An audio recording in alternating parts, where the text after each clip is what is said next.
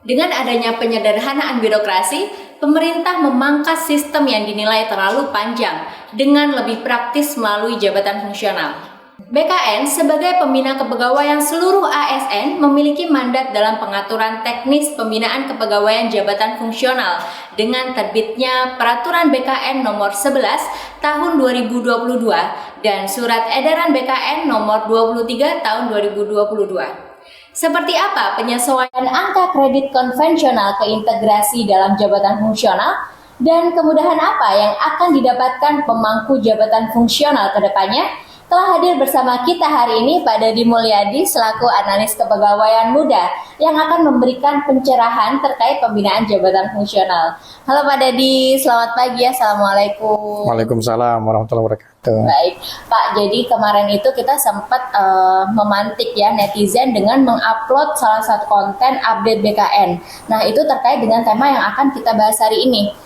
Kita boleh ya Pak tanya-tanya dengan Bapak mengenai angka kredit terutama di metode integrasi ini ya Pak.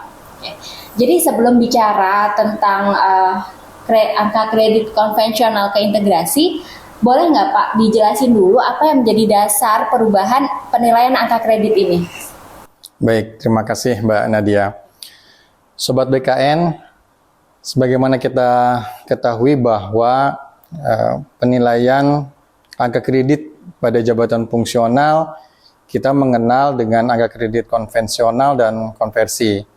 Kemudian setelah diundangkannya Permenpan nomor 13 tahun 2019 tentang pengusulan penetapan dan pembinaan jabatan fungsional, kita mengenal kemudian angka kredit integrasi. Nah, dalam ketentuan Permenpan tersebut diberikan amanah bahwa 3 tahun sejak Permenpan ini diundangkan, ketentuan terkait pembinaan jabatan fungsional harus mengacu terhadap ketentuan peraturan Permenpan tersebut. Dan kita ketahui bahwa perlu untuk dilakukan penyesuaian antara angka kredit sebelumnya, yakni konvensional dalam hal ini, ke angka kredit integrasi sesuai dengan Permenpan nomor 13 tahun 2019 tersebut. Dan ketentuan penyesuaian tersebut diatur lebih lanjut dalam Peraturan BKN nomor 11 tahun 2022. Jadi nanti ada pergantian ya Pak ya dari yang konvensional ke metode integrasi. Betul. Oke. Kemudian apa sih Pak perubahannya dari penilaian angka kredit yang konvensional dan integrasi ini? Baik, penilaian angka kredit konvensional kita ketahui bersama nilainya besar-besar ya. Kalau jenjang ahli pertama misalkan golongan 3A itu angka kreditnya dimulai dari 100, kemudian 3B 150. Ini berbeda dengan angka kredit integrasi. Angka kredit integrasi itu dia nilainya kecil-kecil. Kalau kita lihat contoh di lampiran Permenpannya, jenjang ahli pertama golongan ruang 3A, pangkat penata muda, itu angka kreditnya untuk berkinerja naik pangkat setingkat lebih tinggi itu membutuhkan angka kredit 50. Dan begitu juga di golongan 3B misalkan, dia untuk berkinerja naik pangkat setingkat lebih tinggi itu angka kreditnya 50. Nah, ada juga hal yang berbeda antara angka kredit konvensional dengan angka kredit integrasi. Kalau di angka kredit konvensional, kita mengenal istilah sisa atau kelebihan angka kredit untuk naik pangkat itu bisa dikumulatifkan dengan kinerja berikutnya, dengan angka kredit berikutnya, dengan istilah menabung. Tapi di angka kredit integrasi hanya pada kondisi tertentu saja. Misalkan kelebihan angka kredit itu bisa dikumulatifkan manakala masih dalam jenjang jabatan yang sama. Sedangkan ketika sudah naik jenjang setingkat lebih tinggi, maka kelebihan angka kredit tersebut sudah tidak diperhitungkan kembali. Jadi misalnya kalau ada seorang pejabat fungsional ahli pertama ingin naik ke jabatan muda gitu, bagaimana Pak cara perhitungannya? Nah, kalau di angka kredit berbasis integrasi, manakala ada seorang pejabat fungsional, tadi contohnya dari ahli pertama naik ke ahli muda. Contoh, yang bersangkutan sudah mengumpulkan angka kredit kumulatif untuk naik jenjang jabatan setingkat lebih tinggi 105. Karena 105 ini kumulatif dari kinerja di 3A 50 dan di kinerja di 3B misalkan dia 55. Jadi kumulatifnya 105. Nah, ketika yang bersangkutan sudah naik jenjang jabatan setingkat lebih tinggi di atasnya, yakni dalam hal ini jenjang ahli muda, maka kelebihan angka kredit tadi, yang 5 tadi itu sudah tidak diperhitungkan lagi. Artinya ketika yang bersangkutan sudah duduk di jenjang ahli muda golongan ruang 3C, maka angka kredit dimulai dari 0. Artinya memang direset gitu kan, tidak diperhitungkan kelebihan tadi. Demikian. Tapi ini ada sobat BKN juga yang sepertinya khawatir ya Pak ya, karena angka kredit kalau di konvensional kan besar, kemudian kalau diintegrasi kan jadi kecil. Nah itu gimana Pak? Apakah perbedaannya hanya menjadi kecil saja, tapi bobotnya sebenarnya sama saja?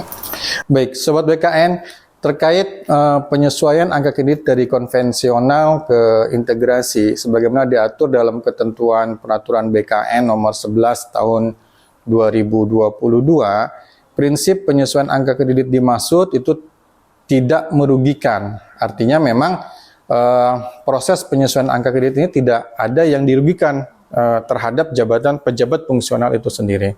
Karena di angka kredit integrasi ini kita hanya menghitung kinerja dari jabatan fungsional. Jadi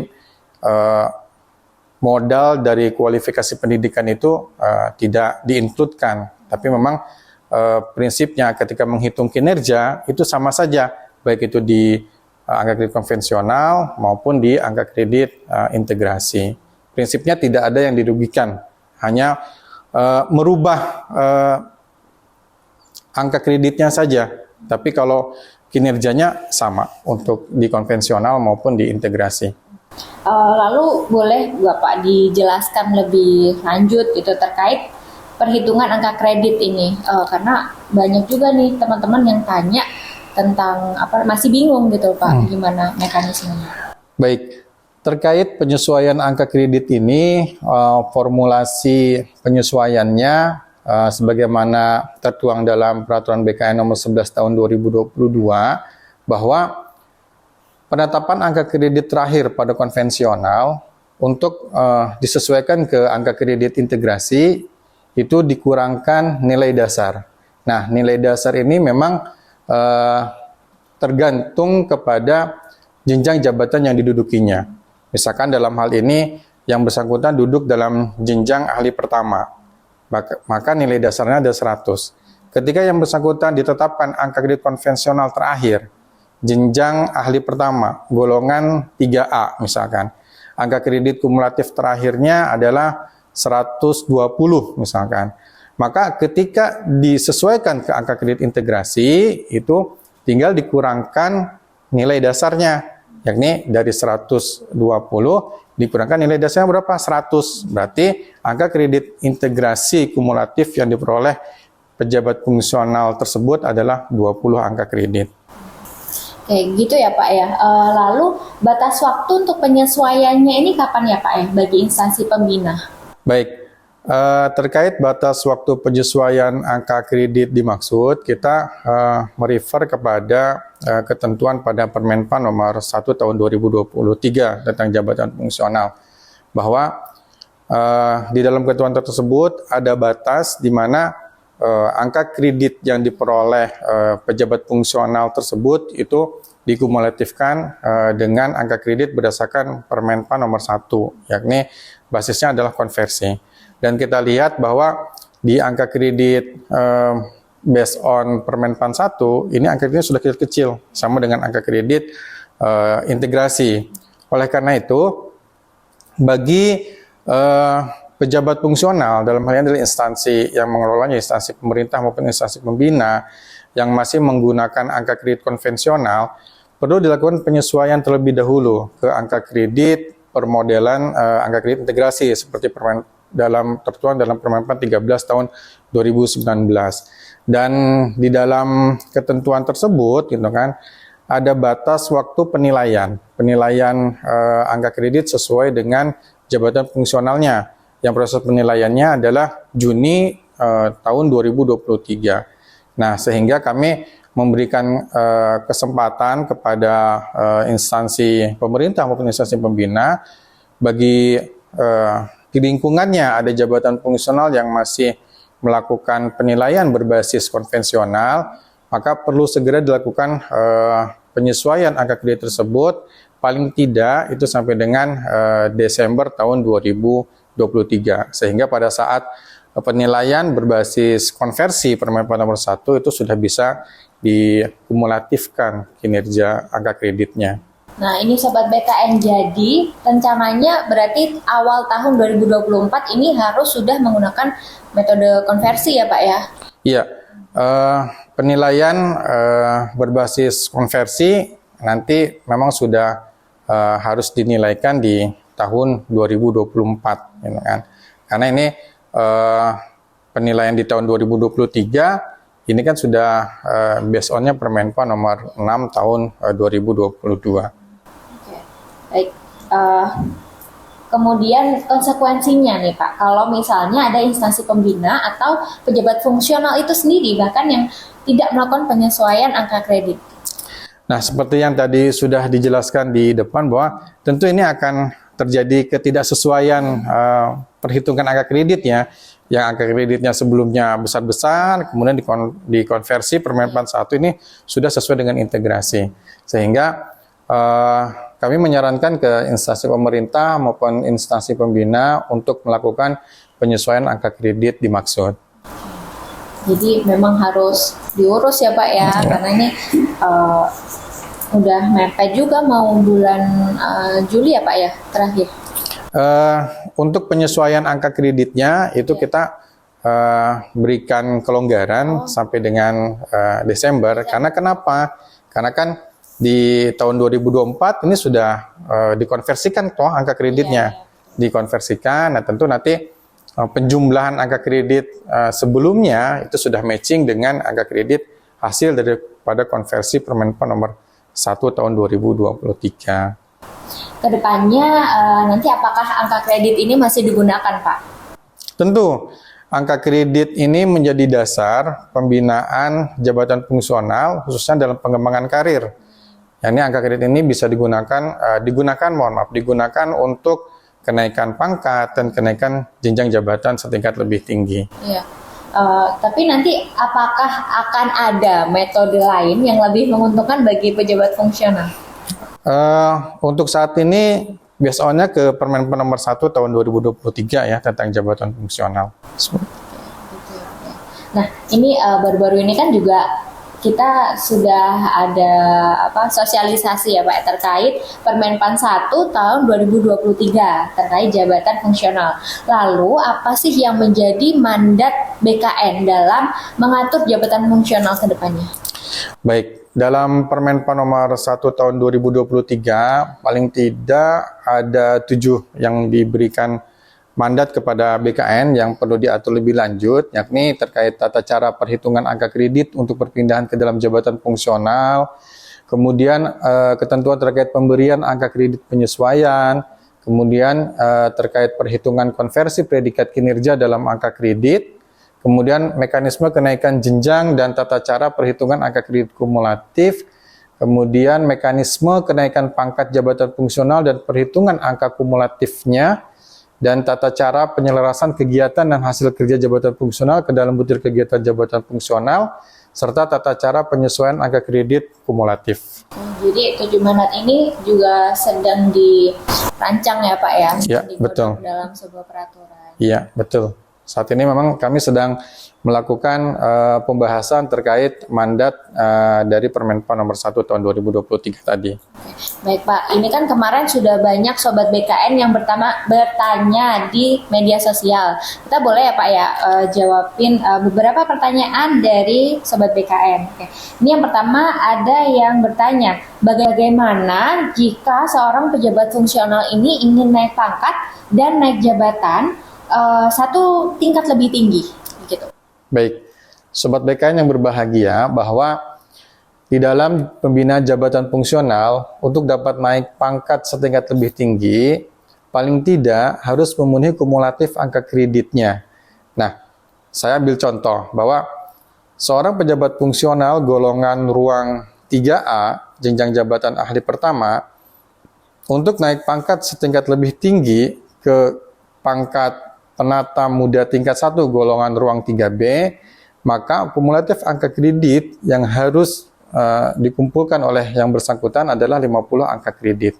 Nah, manakala yang bersangkutan sudah dapat mengumpulkan 50 angka kredit tadi, itu baru yang bersangkutan dapat diusulkan kenaikan pangkatnya. Tentu untuk naik pangkat tidak hanya dilihat dari kumulatif angka kreditnya saja, juga memenuhi syarat-syarat objektif lainnya sesuai dengan peraturan perundangan yang berlaku.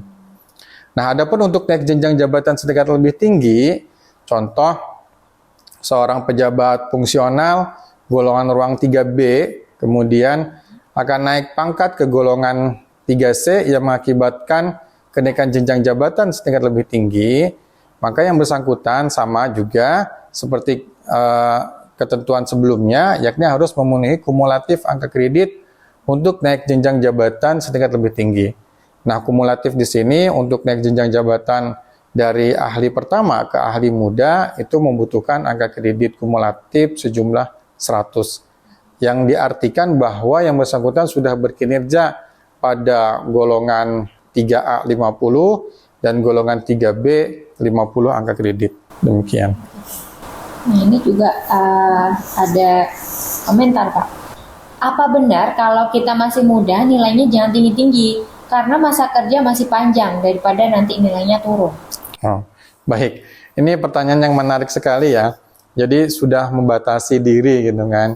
Jadi prinsipnya pejabat fungsional itu harus memiliki kinerja yang optimal. Ya, jadi jangan terpaku dengan kinerja yang sedikit gitu kan. Tapi justru sebaliknya, pejabat fungsional ini harus punya peran, kontribusi dalam organisasinya, sehingga harus bisa menunjukkan bahwa para pejabat fungsional itu adalah para pejabat yang memiliki kontribusi yang optimal di organisasinya, maka menjadi jabatan yang primadona, sehingga ketika yang bersangkutan dapat berkinerja dengan optimal, gitu kan, tentu jika kita melihat ke Permenpan nomor 1 tahun 2023, ketika penilaian kinerjanya sangat baik, tentu akan memperoleh angka kredit lebih banyak ketimbang yang memiliki kriteria kinerja baik atau